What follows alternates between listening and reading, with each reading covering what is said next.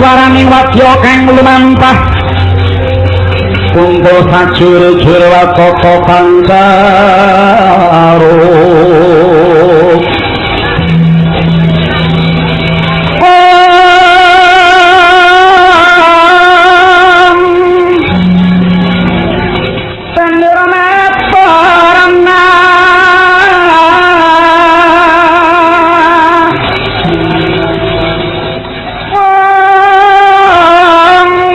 Samyang pending ngungkung Irisang swaka mo Kang minangka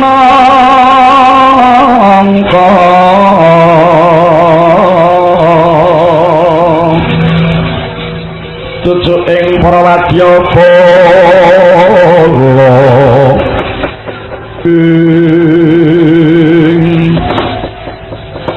kalau nuwun Bapak Guru keparengane bali putra sing paduka kula pun Prabu Karbala sepadhong dawuh Kanjeng Komerban kula dipadhong katerangan Bapak Guru katarma amiji dhateng kang putra siswa kula pun Prabu Bramantaka kula kang putra Prabu Indratmaka sepadhong dawuh Rama Guru inggih para siswaku anak Prabu Karbala Bramantaka Indratmaka ndak timbali marak ing ngarsaning pun bapa ana gawe nggih kados pundi kaparing Sang Prabu Kurwati pun bapa pinasran bedah ngamarta nyirnakake para Pandhawa aku saguh kang mangkono nggih Karbala sira ndak patah anguji marang patih ing Ratu Ndwarawati sabab kekuatan ngamarta kunjine mapan wong loro siji Kresna loro Semar lamun Kresna Semar wis mati sepira suwene bakal mati marang Pandhawa kula kapatah Ndwarawati anak kula nang iki lho iki kesake dawuh aja pati kowe bala menduru bisa ngaturake mestakaning Ratu Ndwarawati lho kok wandene aku bakal nyidra marang pati ning Kilurah Nayantaka ingkang mangkono Bramantaka Indratmaka ayo nderek marang pun bapa nalika dherekaken monggo dherekaken aja karo gawe mangkat dina iki nggih kabeh para siswaku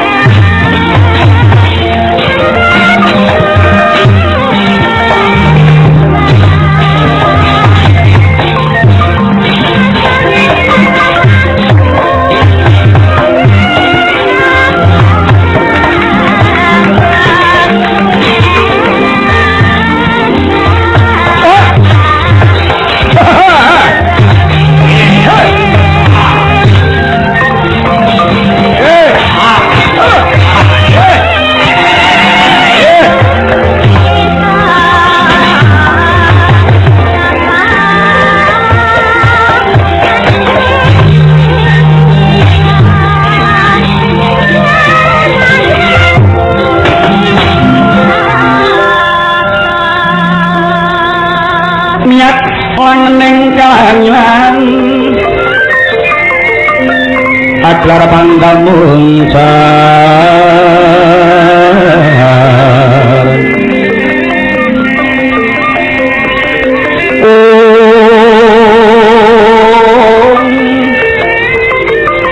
timbang lerek kegonan surang soroti tampakan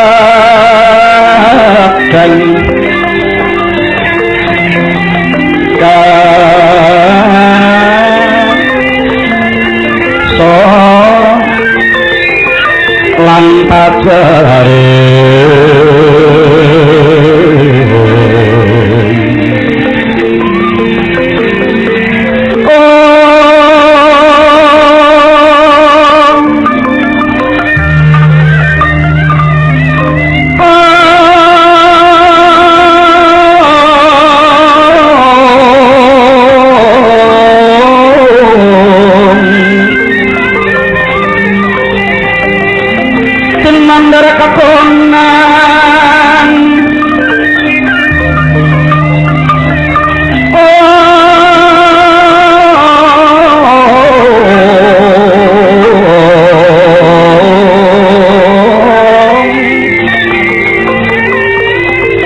dasare mangsa katiga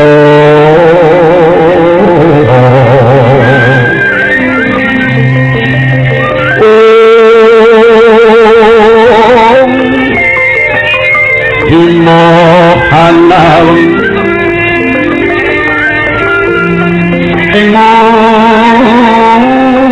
Jungan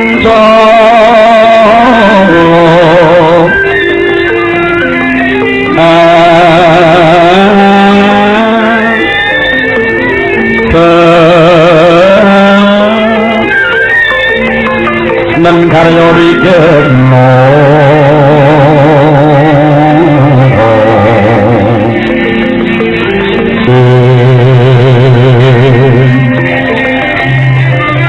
miwah sining wana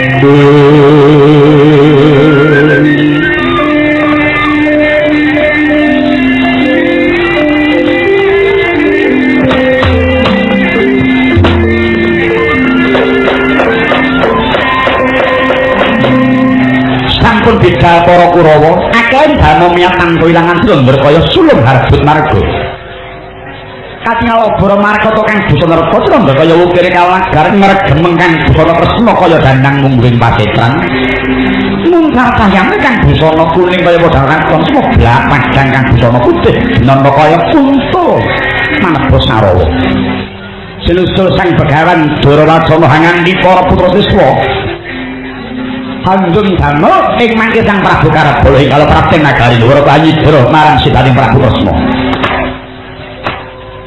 Sinigek ingkang lumawat nemna bendi kang kelot ing mangke datang kadi kang mungging Purayagung nagari Ndara. Katingal Sang Kresna anampi dhumateng rahipun Sang Prabu Baladewa sigelenggah ing pacewakan yayah. Mirengaken muli bangsa ingkang saking Kayuwangan.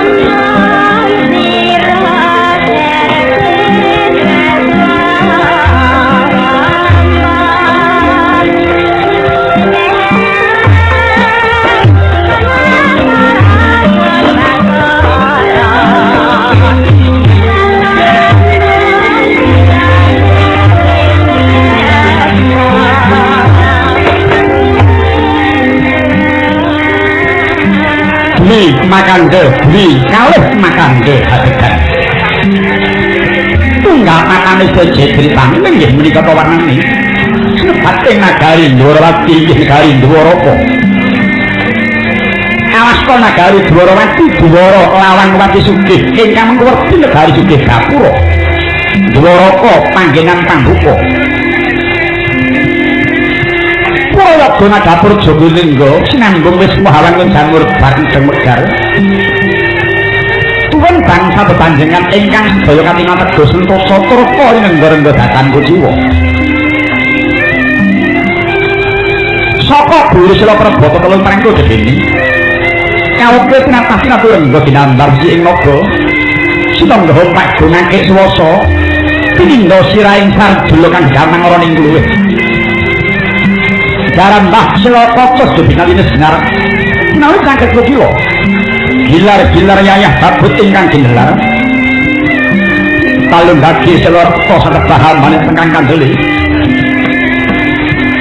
sing lundha-lundha pinandi hanjuk ing pataran Jembar kang pamekut sinambet gelare alun-alun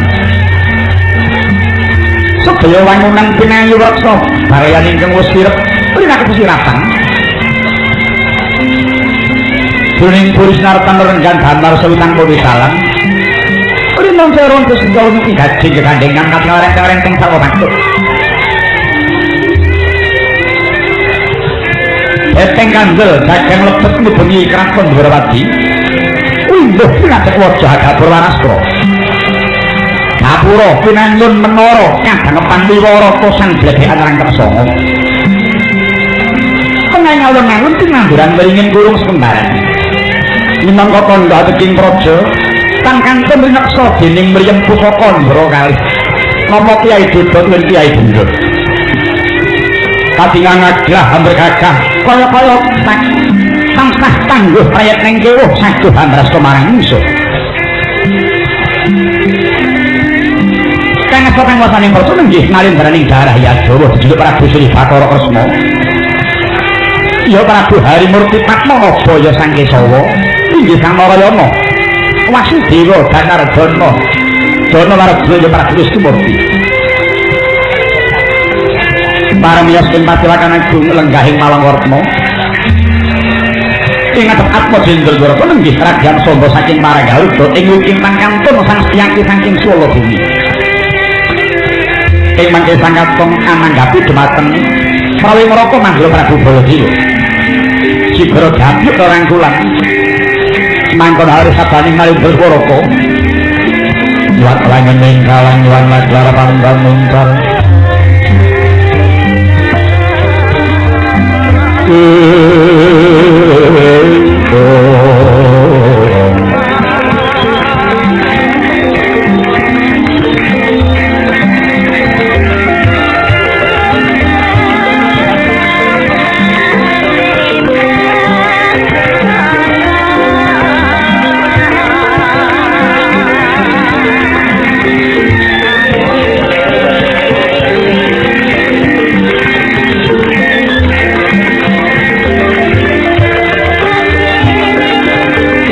Mandir ketonang turun sorot Ketang padang katoran pagar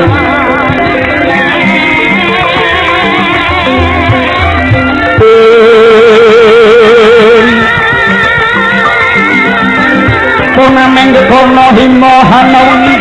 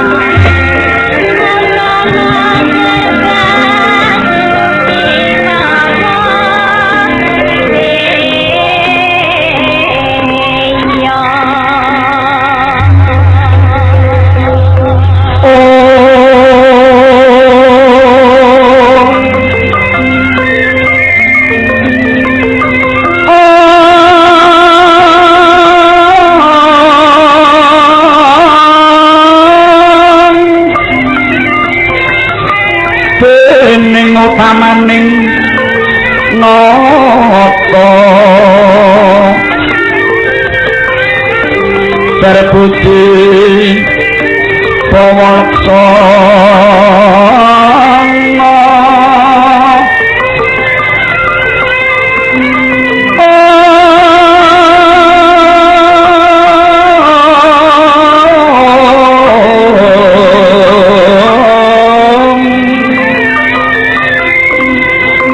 lire berbudi mangkono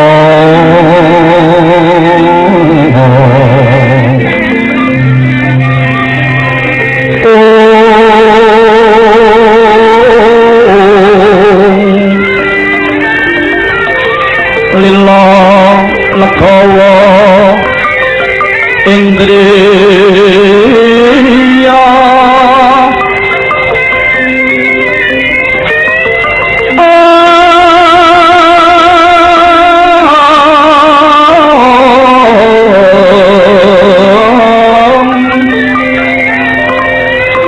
agung denya paring dono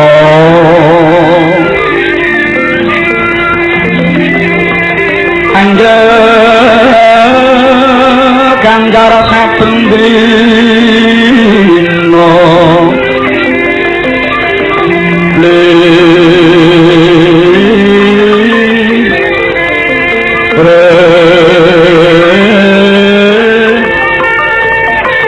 kang Pawaksana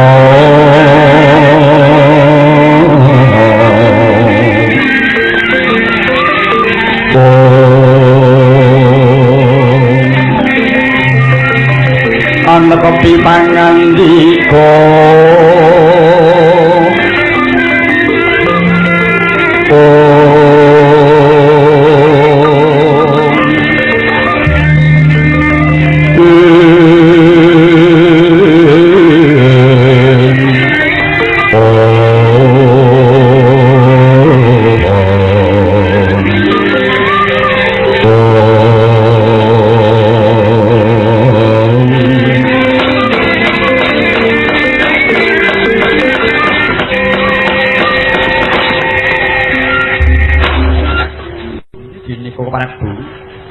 semengko pangawak bojo rawuh ing nagari Ndhurawati kula nyuwun dawuh Para Prabu Yayi pun kakang kedarang-darang saka Madura prating Ndhurawati tak rewangi nyabrang samudra numpak baita Kyai Jaka Toli kejaba pun kakang mertuwi marang rahasaning Siadi sakula wangsa ingkang luwih wigatipun kakang bakal nak yen makin tawarta kang wis kontak pating Praja Mandura. Apa kapara nyata menawa dina iki Yayi Prabu Puntadewa, Yayi Nengkodewa padha marca saka negara Ngamarta Yayi. Kula nuwun kaluhuran pangandikanipun Para Prabu lakar kapara saestu. Ing mangke Yayi Aji Ngamarta kuwi Yayi kembar murca saking negari Ngamarta. Wah, Yayi Prabu pun kakang ora bisa nggambarake munggo kaya ngapa solaing para kawula negara Ngamarta munggahe marang Dimah Werkudara Yayi Arjuna tininggal murca Yayi Puntadewa mongko sak ngertinipun kakang Yayi Punta pesabane tebih ayam utawa wado titik kok nganti jengkar saka praja kuwi mawe kepiye Yayi Para Prabu pri ing mangke Ngamarta nembe keparah padering ageng awis sing boga wastra kathah kawula nandhang kasangsayan Yayi Aji Ngamarta rumaos gajah tanggal jawab purmeksa rarsane negari mila mboten muka ing mangke jengkar saking praja saking panginten kula Yayi Aji badhe ngupati kaya wening murih enggal wangsul raja negari Ngamarta Para Prabu. Wah, ngono. Kula nyingi. Wah, iya. Dasaripun kakang uga nyumurupi. Yayi Puntadewa trima urip rekoso waton kawulane padha nemu mulya. Mengkono wis mujudake gedhening tanggung jawab saka Yayi Punta marang kabeh para kawulane. Ning Siadi apa kepareng budidaya goleki mursane kenerangi Yayi. Sabab Pendhawa karo Siadi kuwi ibarate kaya dene kereta jaran lawan kusir.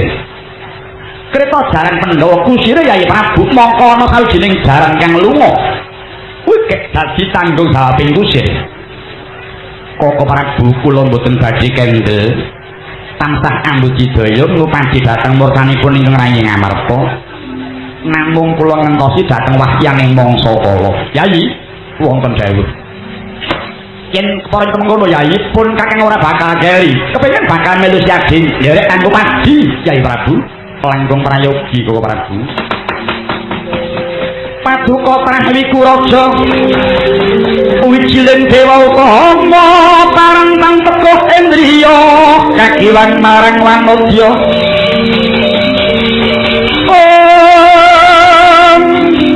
iku pantanpa karya pamrih praharjaning sarira doslae nyawa ing padukaning sukma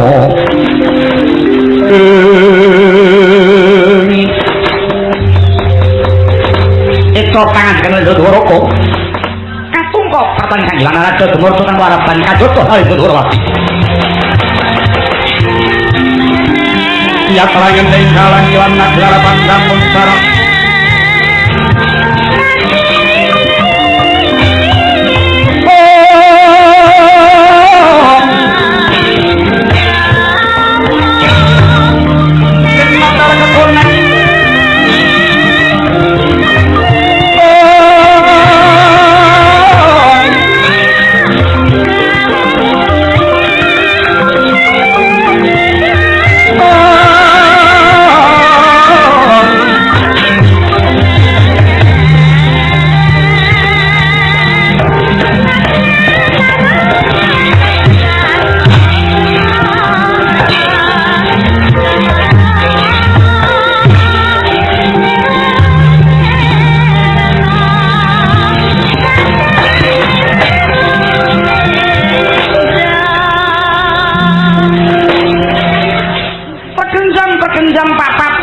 bolong lalu dari negara luang kali saja ngidol ini kula Narayana berangkit bulun kang rawuh garek Kresna kula Narada wong siwah bojo bujane bojo Darma darmane Darma Rahayu Astuta Hastuti mbadheke cara dewa Dahno pinara sabda sadaning Narada Wiwana sadaning Kang Putra Rahayu Astuta Hastuti ya Kresna Kula Narada sembah kula kadur oh ya karsana wis ulun tampa wonten wigatos ingkang pundi kula Narada rawuh ing nagari Dwarawati sumurupa Kresna ulun rawuh ing kene kautus adi guru kinen nimbali kita kulep munggah marang kayangan bareng sak langku ulun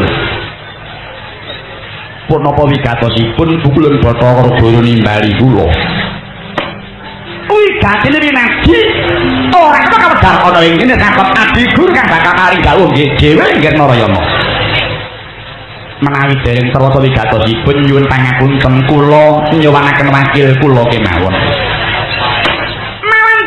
sabaning adi guru ora kena wakil kudu kita dhewe sing munggah menawi kang nimbali mboten wakil kula nggih mboten badhe wakil sumurupa adi guru kuwi kagungan piranti wujude nada indra sak panunggalane nggih wenang merintah marang pirantine benten napa kaliyan Kresna kula nggih gadah pirantos kados to anak kula Sangga Kyai Siyakilan sak paninggilanipun Kresna wonten dawuh mangune kok swaling kayon nggih lho niki sabar dereng perwasa wigatosipun kita ora ngrumangsani lamun kita kuwi titahe ngadi guru kula mboten ngrumaosi dados titahe dewa lho lamun kita ora ngrumangsani banjur kita kuwi titahe sapa ingkang nitahaken kula Gusti Kang Akarya Jagat ingkang ngukir jiwa raga kula tiyang sepuh kula jaler ingkang nglairaken kula ibu kula menawi sang Hyang Guru rumaos nitahaken kula ingkang nitahaken kala dinten menapa tanggal pinten wulan menapa taun pinten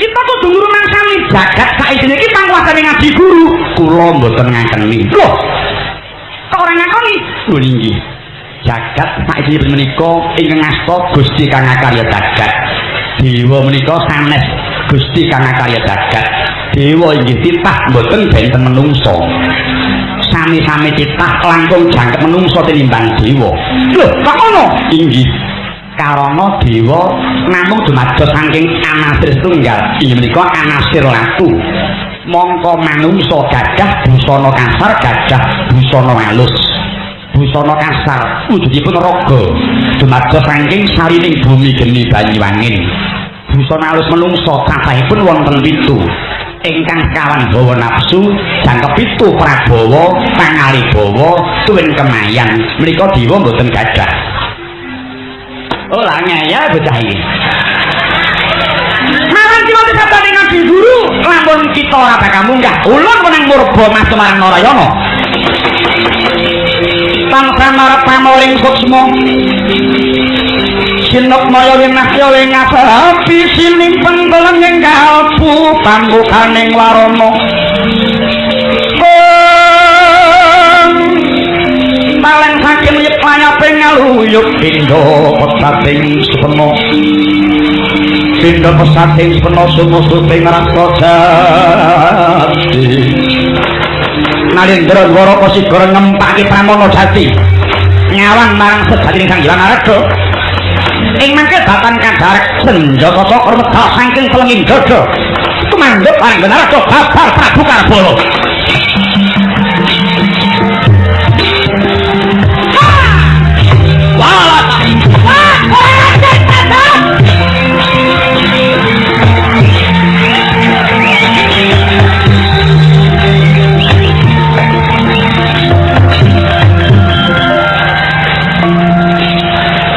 Kanjeng Rama sangga apa kula mboten nyono menawi Sang Hyang Araga menika mimbaning Narendra Sabrang waduh para Prabu paduka sang wasita ningali mateng tamu kala wau sangga Setyaki nuwun kula wonten sepuh piwulang luhur wis nyebutake dadi wong kuwi aja sok gumunan aja sok kagetan aja percaya marang kahanan kang durung karuwan nyatane mula kang mangkono aja mung ngolah lair nanging langgeping batin uga gulawentahan karep bisa nyawang marang kahanan sangga nggih iki mau mujudake coba tumrap jeneng ingsun wangune bakal nguji marang sidaning ingsun sareng Koko Prabu Baladewa Pirsa menika Ratu Sabrang lajeng nungka lampahing Ratu Sabrang Koko Prabu Mandura pantes nudarsana Setyaki sira dadi nayaka praja aja mung nyuwun dawuh wae nanging kala mangsa ketokno kawicaksananmu ingkang tumuju kanggo rahayuning praja kawula napa niki kang mangkono samba Setyaki mangsa bodho sumsula marang Koko Prabu Baladewa dene ingsun bakal tumuli nganglang jagat nguk ngulati marang kahanan iki nggih samba Setyaki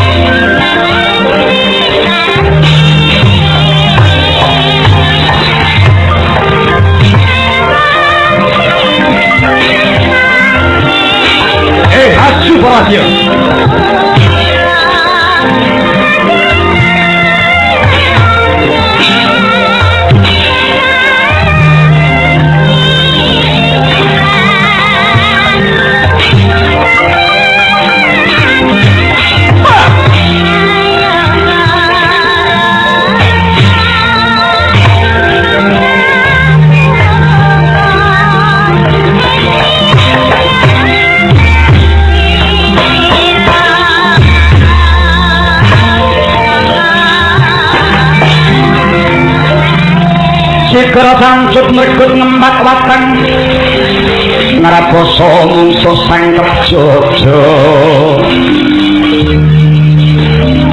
kantaran pausayati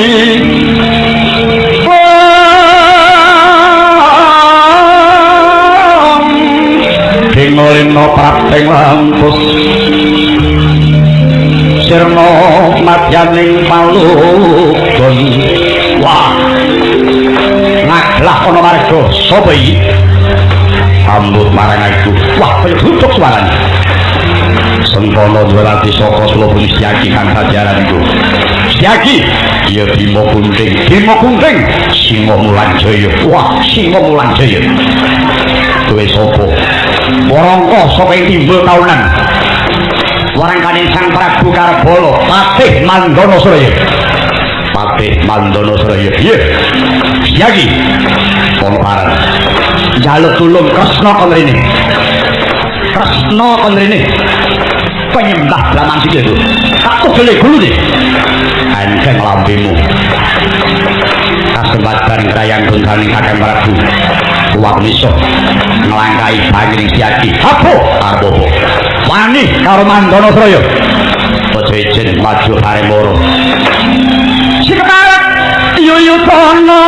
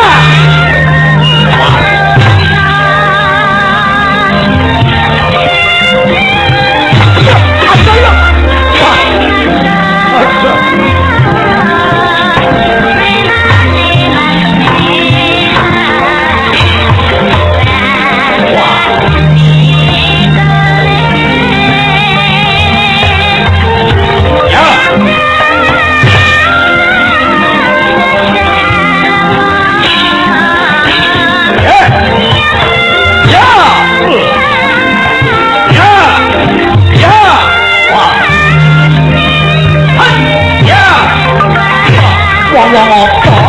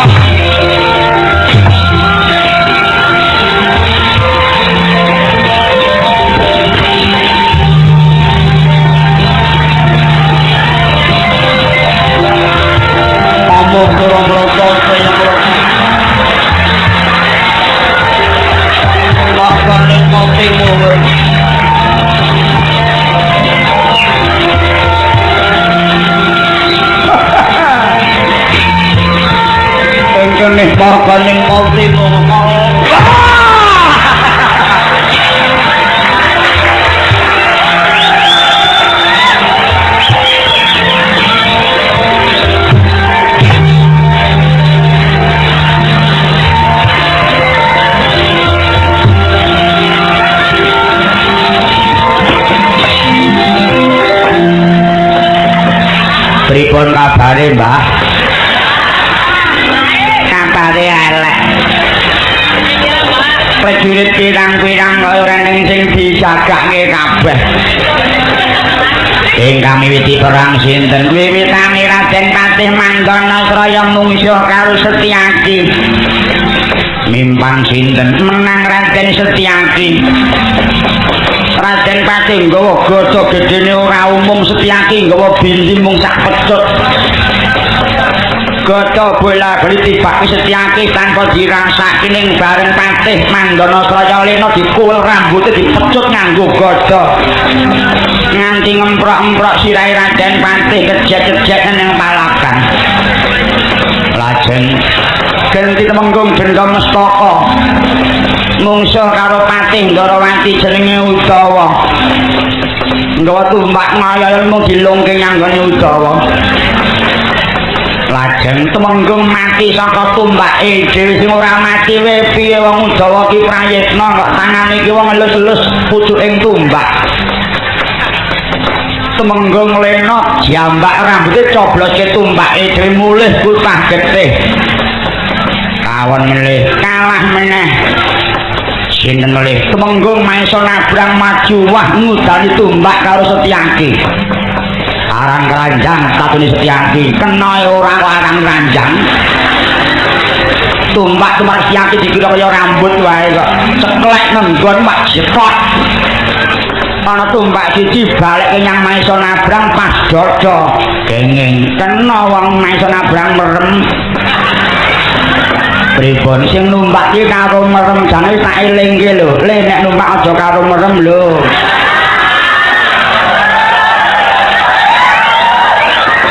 Nek apa-apa ndak gak ero. Ya kok wangsulanipun kulino kok Mbah ngono ki. Taman tumbak botol tekan nggon gegere.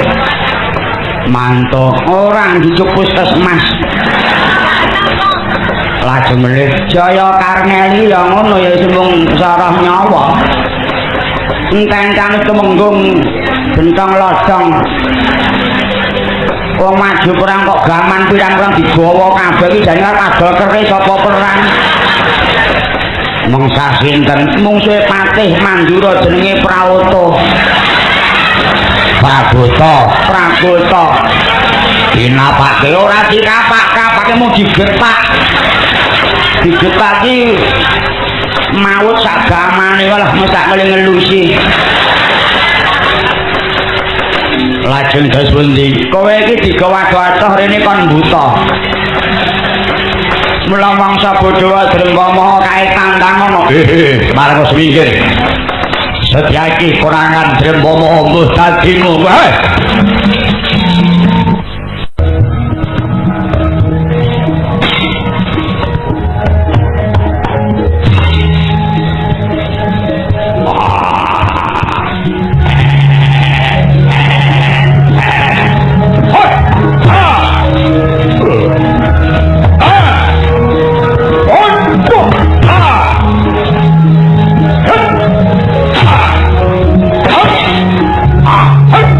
Hey!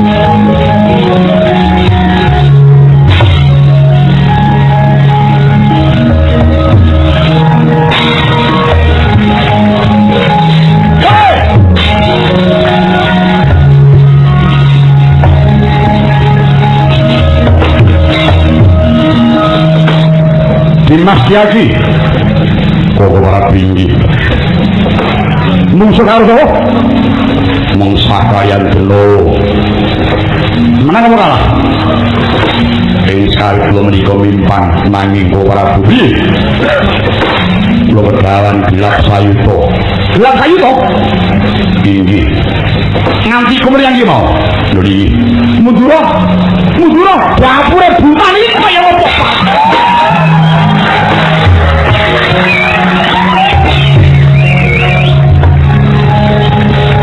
amok surat-surat sebenarnya buta makro iki lho pulang kandelo Pak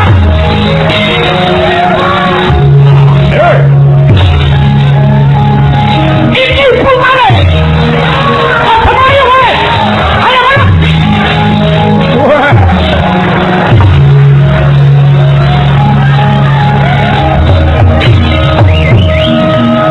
buta kemana buta bingung gue buta yang ini betul sama yang mana hei sama yang siapa kamu sing gawe panitia ojo waton ki mangsuli mumpung kemana tongkak wayang aku sapa jenengmu aku ora budak lire aku wis krungu ae ayo ngaku suwemu lho tak ngopo kok mari buta ki yang ngono kowe kok buta kok ora entuk sapa jenengmu iki kala Drenggomaha sapa Drenggomaha sapa oh bucek iki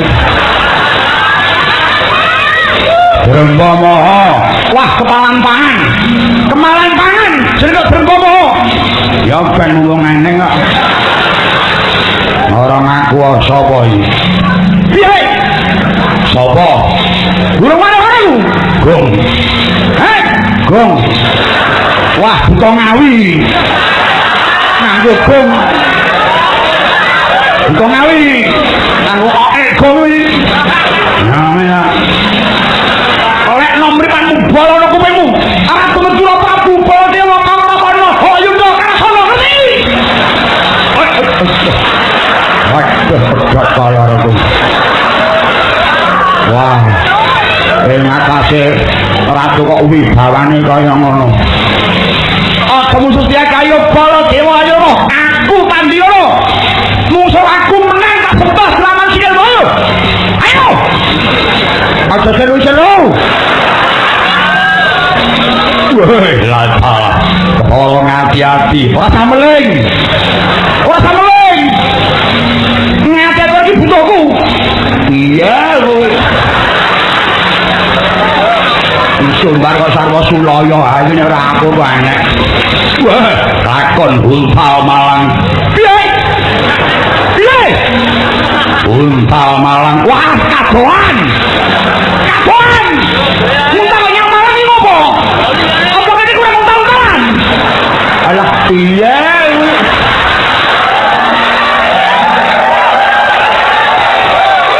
Buntal Malang kok aja dipedhot-pedhot dadekno siji Muntak kok yang Malang iki ngopo kampus ora kurang untal-untalan kok warek muntalan iku yo untalan wah sarune ratu kok ngendika untal lho dalan untal aku yo untalan oh iya upama lakon tak dahar nyoh dahar oh iya lak ngono mangan sira nyoh sira mangan dodo nyoh dodo mangan pupu nyoh pupu alah mbok yo ngono ora sama sodok-sodok nek butuh ra ya ngono nek kowe engko isin alah isin apa gak adoh mae ke isin wah ya gitu aku mantan apa amok kelompokku ayo kami lata naik bosek wah sinantang ngerek nyepet dosa kata karo bolos dewa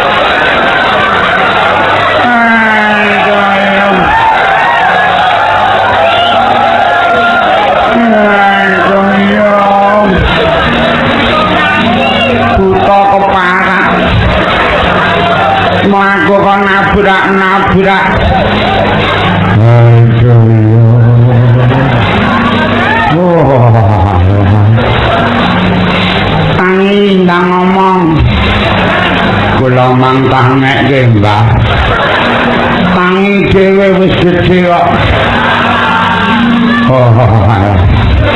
Bala dewa ora ngajar. Ngulumah ora tanggung jawab.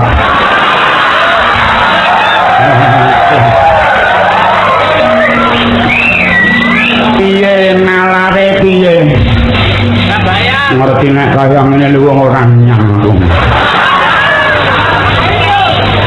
Mungsuhmu sapa? Wiwitane kalih Setyaki kula getak Setyaki kontal kok bantongane niku medal. Sapa Ratu saking Madura? Saka Madura nggih. Jenenge sapa? Baladewa. Walah pon le takon yo medir-dir iki. Nek nyuwara wibawa. Lho ing atase kula niki buta kok kalah galak lho. Ora pun entek-entekan to. Piye ta lawang dangu kok nyentak. Buta mendewi. Wah nurunke moral iki. Ning kula nggih kula tetek-teteke rumangsa diblonjo ratu.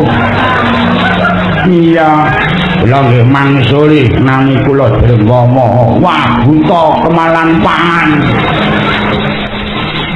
Nyoh aku untalan. Walah pun ketoke nggih nyah-nyah ning angel. Bala dewa. Kowe dikapake komplit. Kaya wong jajan. Dipisuwi dijai-jai dijotosipun tak amek kurang golek. Kon mbek ngakep pupu dikipati nganti gegeblak. Kok didiak-idak ajeng mlayu diundah sini. Lho nggih mara plok plok nganti semrepet mripat kula. Lho mlayu iki sini. Lho nggih mara. Piye kuwi? Buta kok kalah karo sini. Lah nggih adate menang lho kok niki kok kula kalah karo sini. Pemerga ora jamu kuwi. Buta cangkirine omong ora ditata. Kowe ora nyokot, alah le nyokot menpripun wong polahe kaya kitiran kok nyokot. Nembe mangap ditungpak cangkem kula. Nganti rontok kalih untu kula. Ning Baladewa menang nggih memper wong jalange barang wangi Baladewa. Piye ra wong dicamusi gaman ora kurang kok tangan kok los-losan maju.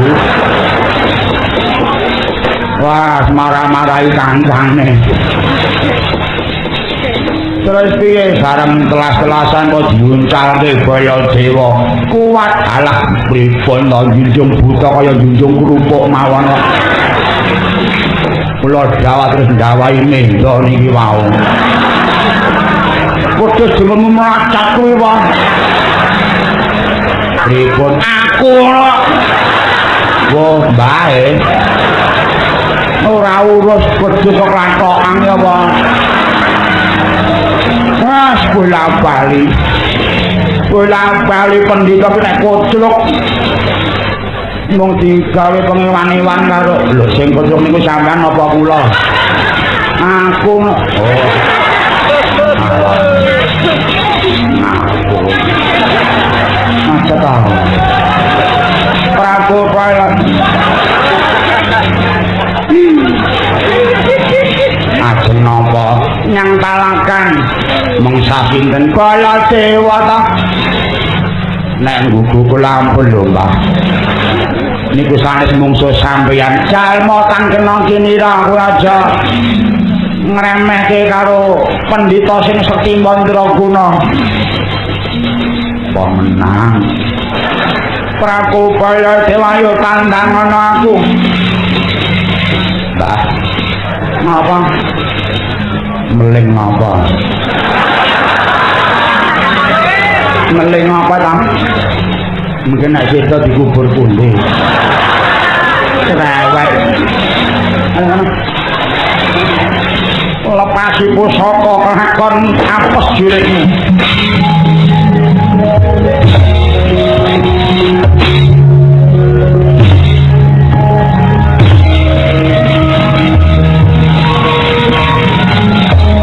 Amok Surabaya maju, sapa maju?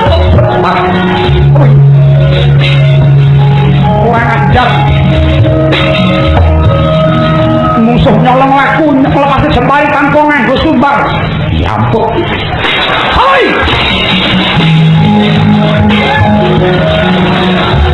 Iki. Hei, hei. Kowe nglepasi jempari? Hah? Kau nglepasi jempari? Ya apa kau ini? Siapa itu? Hai! Jaya Wiyaka. Sopo? Jaya Wiyaka. Aku ora ngundang yoga kowe. Hei! Kowe nglepasi tanpa sebab. Hei! Kowe njaluk mati apa njaluk remu awakmu? Pilih. Kowe njaluk mati apa njaluk remu awakmu? Ora pilih kabeh. Pendhita mulang pokok papape anggakmu apa penyolak cita kepedhok. Yoyokmu kowe. Hancur keluargamu kowe. Menungso kaya ada pendhita apa apane? Makane aku. Ayo. Masuk. Masuk. Wah. Ngati-ngati Prabu. Hancur keluarga. Ayo maju. Engkene markane melencet. Diawake. Ya maklum wong kandhe karo awak wong tuwa ya. Ya sak bener ya sak. Ya ora. Ya ora ampun. Aja mantap kowe. Ah. Yo. Ya. Awak ke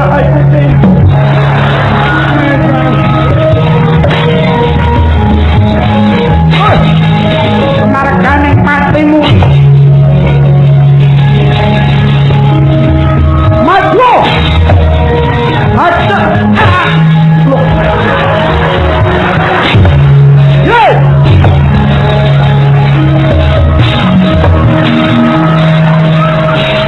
Pripun, Mbak? Lho, niki pripun kerisane iki? Ngape engkong ngono? Kok nganti bengkong niku pripun? Oh, alah ya wis lapar wis kaman tuwa wis ndelalah. Tamake pisane kok nekuk nang mirak ya wis. Wah, manjan keris kuno kene ora ngati-ati namake ya gampang ketekuk ngene iki. Pripun? Anu kowe iso jejeke ora iki. Wis dijejeke dhewe kula mboten tau jejeke keris. Ah, ya tak telatenane ya witene wong gaman tuwa ki ya nek ora telaten iki ya. Pripun menengo ya sabar nek pancen gaman tuwa ya kudu sabar. Ora ya wis ora jejeg meneh kerise. Oh nggih. Yo, rada lumayan to. Kena isih mengono. Sing apik ya rada mengung iki. Ngati-ati kowe.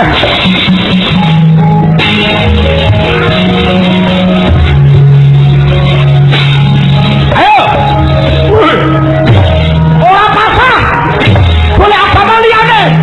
Duwe ku ngomong siji iki kaya. Ora krasa. Kok suwe ora ya.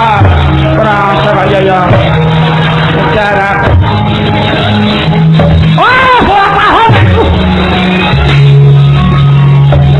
Wong ora golek dalan pacar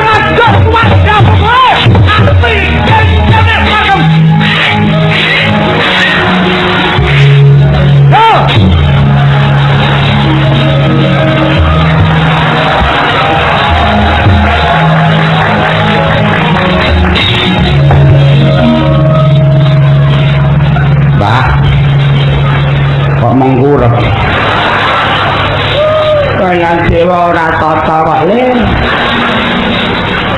wong ngadeg dengunmu melacat kuwi wong kewirangan ora mesake dinapake wis uraan kaya dewa dudu ratu ora uraan pripun aku dijotos ora apa-apa didak-idak ya wis nrimo apa ya tuman wong perang kok nyuwek kathok ngene ora piye akale ngungkuli kancil kaya dewa ya arep sekti kaya ngapa nek kathoke iki apa iso perang coba mbok saen sik tak nggawa ini ndekmu ngono ya kegeden pun sinuwun mangsa bareng watri majeng piyambak sinuwun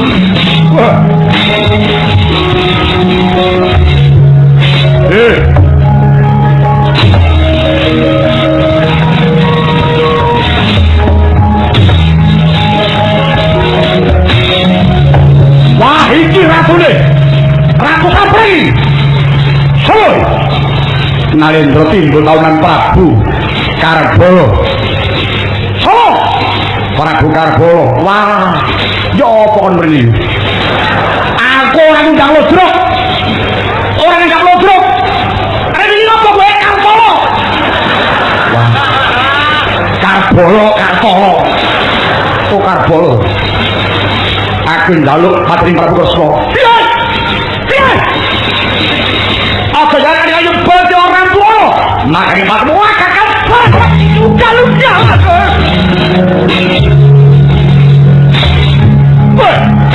ya ayo ngene gak jalan pemperang orang kosong ya pun mantap mau iki orang bolot kelasor keluargamu anjak wopo ayo sultan ganti bayamu orang tidak melupakanmu anjak wopo menentu ke barat kalian pastimu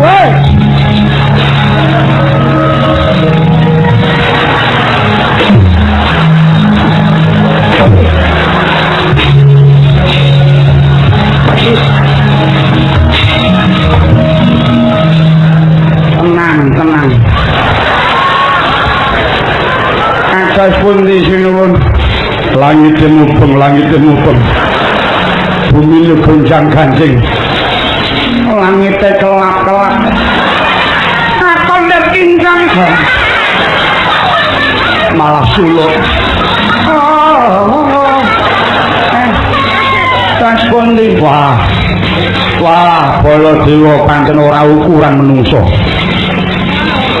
wah iya tas pundi lho ing atase aku ora tugak kamu dicandhak tangan siji diobat tabit ki oh diayon iya wiwitane kepenak ning suwe kok malah kaya mumet sirahku barang wis sembaru dicoloke ngono wae wah pancen cucu karo PT wis mari ngantos kasoran dos pundi aku durung kalah monggo Prabu Baladewa Taman senjata rantai tadi bantan kepandamu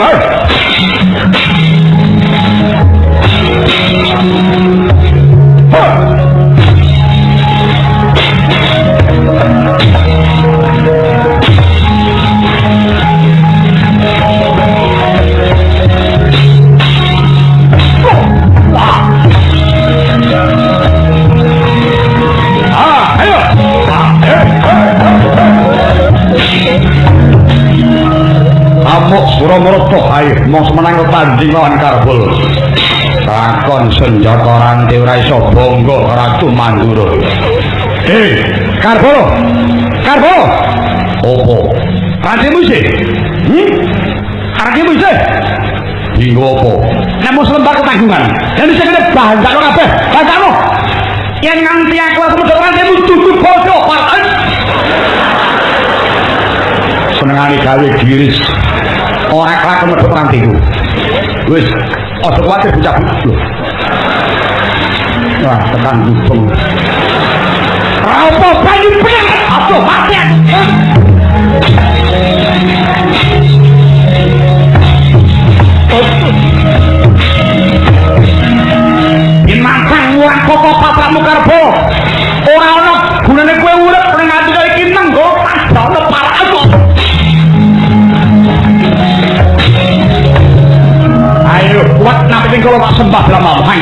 ngenteni iki.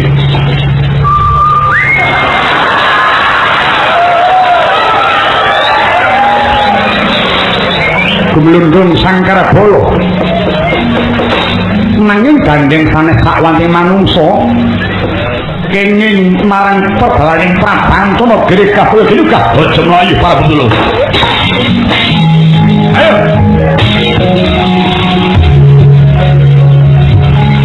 Wah, bari urip parek. Wah, ratu brakas nyekot kuping. Ayo.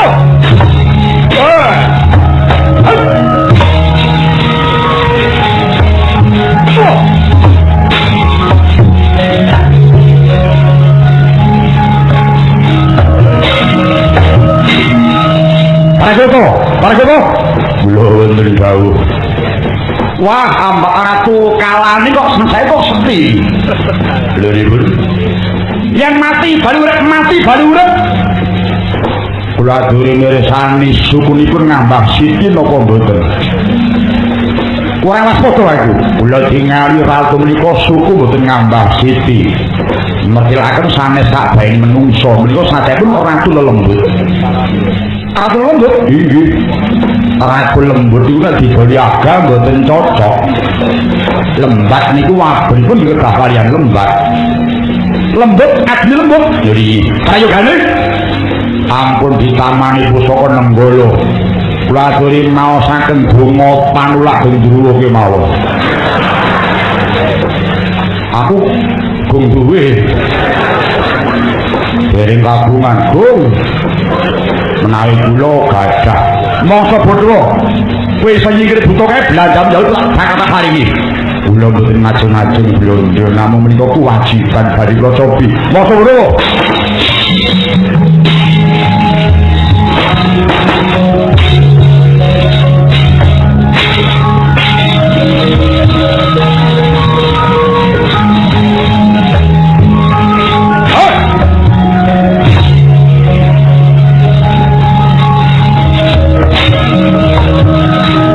Sobi, hati Praguto, Prabu Karbo. Ayo kurbuten kalian itu. Awit asmaning Gusti kang akarya jagat.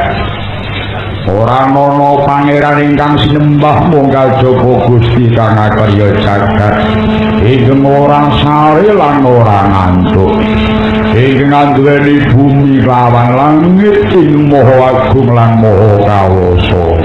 Ingkang mangerteni apa sing ana ngarep lan mburimu ingkang ora penyangga bumi saisine rahayu awit karsaning Gusti kang maha kuwasa aduh hati aduh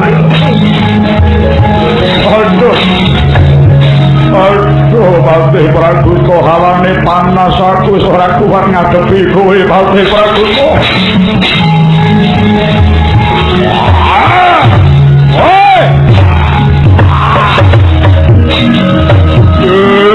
Lembomo ayo nono Patih Praguto awit asmaning Gusti kang akarya bumi ora ana panggilan kang sinembah kajaba Gusti kang akarya jagat ing ora kaya ora nantul nduweni bumi lawan langit ing maha agung maha kawasa ing ngerteni apa sing ora kawan mburimu ora penyangga bumi saiki rahayu kang kuwasa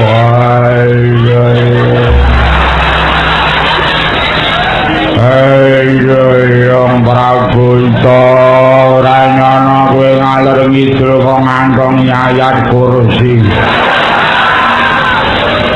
barang aku mau bukake surat Al-Baqarah juz 3 ayat 255 kaya diwawesi awakku oh awit asma wis aja tok pindho Praguto aku pisane wis tele-tele wes tutun musuhku Patih Praguto